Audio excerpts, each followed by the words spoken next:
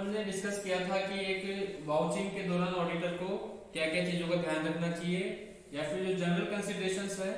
वो क्या क्या फॉलो करनी चाहिए ऑडिटर को during the process of audit vouching करते टाइम। अब अपन करते हैं वाउचिंग में ही आगे देखते हैं audit of cash transactions.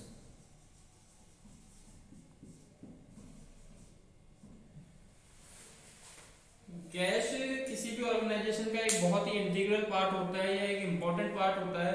Cash के ऊपर चेक हमेशा जरूरी होता है क्योंकि एक ऑर्गेनाइजेशन के सर्वाइवल के लिए काफी ज्यादा जरूरी होती है कैश की। तो इसलिए जो ऑडिटर है उसको ऑडिटिंग के दौरान कैश ट्रांजैक्शंस को बहुत ही केयरफुली चेक करना चाहिए।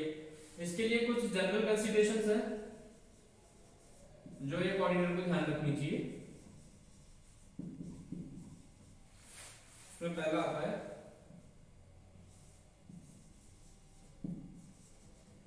Review of ICS. ऑडिट करते टाइम ऑडिटर को ये देखना होगा कि जो इंटरनल कंट्रोल सिस्टम है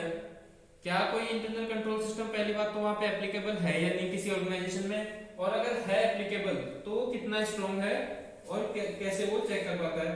उसके बाद जो इंटरनल कंट्रोल सिस्टम से है तो ऑडिटर को ये क्लियर हो जाएगा कि जो ऑथराइजेशन लेवल है वो किस चीज का किसके पास है, मतलब जो क्लाइंट है या जो मैनेजर है या जो डायरेक्टर है वो किन चीजों को कंट्रोल कर पा रहा है या फिर जो अदर स्टाफ है उसका सबऑर्डिनेट वो किन किन चीजों को कंट्रोल करता है। उसके बाद इंटरनल कंट्रोल सिस्टम में ही ऑडिटर को ये भी देखना होगा कि जो ऑथराइजेशन लेवल है वो क्लियरली मेंशन्ड है। उसके बाद जो कैश टेलर मशीन है, कई ऑटोमेटेड मशीन्स आती है जिनसे कैश काउंटिंग करी जाती है, तो ये भी ऑडिटर को देखना होगा कि ऐसी कोई इक्विपमेंट ऑर्गेनाइजेशन यूज कर रही है या नहीं कर रही है, और पीरियडिकली इसको चेक करना होगा।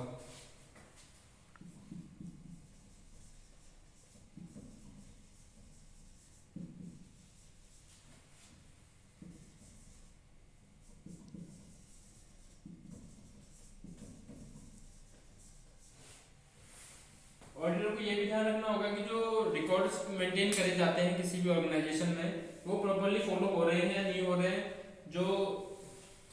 डिफरेंसेस हैं किसी भी तरह के वो रिकॉर्ड हो पाते हैं या नहीं हो पाते हैं, और जो पॉलिसी है एक ऑर्गेनाइजेशन की अकाउंटिंग वो कंप्लीटली फॉलो हो रही है या नहीं।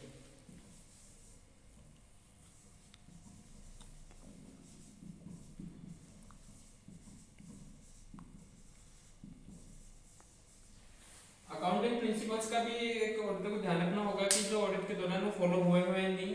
जो अक्रूवल बेसिस है अकाउंटिंग का वो फॉलो हो रहा है या नहीं, और जो डेप्रिसिएशन का प्रोसेस है वो कौन सा मेथड एक ऑर्गेनाइजेशन यूज करती है, और जो फिक्स्ड एसेट्स ऑर्गेनाइजेशन के पास है उनका प्रॉपर्ली राइट ऑफ वो कर रही है या नहीं कर रही है डेप्रिसिएशन लगा लगा के, और जो पॉलिसी है अकाउंटिंग पॉलिसी वो एक कंसिस्टेंसी के साथ फॉलो हो रही है या नहीं।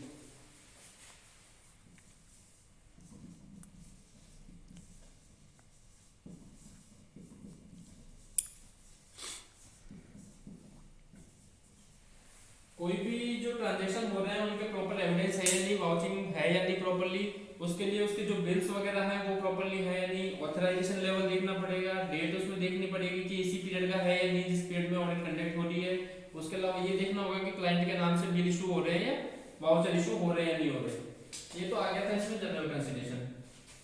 दूसरा अपन देखते हैं कास्टिंग और टोटलिंग। इसमें जो कैश बुक के रिकॉर्ड्स हैं या कैश बुक के डाटा है उसको अपन लेजर से मैच करके देखते हैं कि जो कास्टिंग है या जो दोनों साइड बैलेंस बता रहा है वो सेम है या नहीं। इससे जो डिफरेंस होता है उसका ये पता लग जाएगा कि कहीं कोई ट्रांजेक्शन से या कहीं पे कैश ओवर कास्टिंग या फिर अंडर कास्टिंग ये तो नहीं हो रहा है, क्योंकि ओवरकास्टिंग या अंडरकास्टिंग कहीं भी होगा तो ये मिस एप्रोप्रिएशन ऑफ कैश के उसमें आ जाएगा, और इन ट्रांजेक्शंस को ऑडिटर को काफी केयरफुली चेक करना होगा कि ऐसी कोई इशू तो वहां पे नहीं है। जो तीसरा कैश ट्रांजेक्शन को चेक करते हैं वो देखना होता है बीआरएस को। जो बैंक रिकंसिलिएशन स्टेटमेंट है वो ऑडिटर को केयरफुली चेक करना होगा कि जो ऑर्गेनाइजेशन ऑर्गेनाइजेशन में कैश का रिकॉर्ड होता है, वो चाहे कैश बुक से हो या लेजर से हो, वो प्रॉपरली रिकंसाइल कर रहा है या नहीं कर रहा है बैंक रिकंसिलिएशन स्टेटमेंट से। इससे ये पता लग जाएगा कि कहीं भी कोई फ्रॉड या एरर हुआ है तो वो पता लग जाएगा at the early stage. Early stage में पता लगने से ये होता है कि कैश जैसे क्रूशियल एक ऑर्गेनाइजेशन के लिए होता है तो उसका मैनेजमेंट भी उतना ही अच्छे से होना चाहिए, वरना तो वो ऑर्गेनाइजेशन के लिए डाउनफॉल हो सकता है।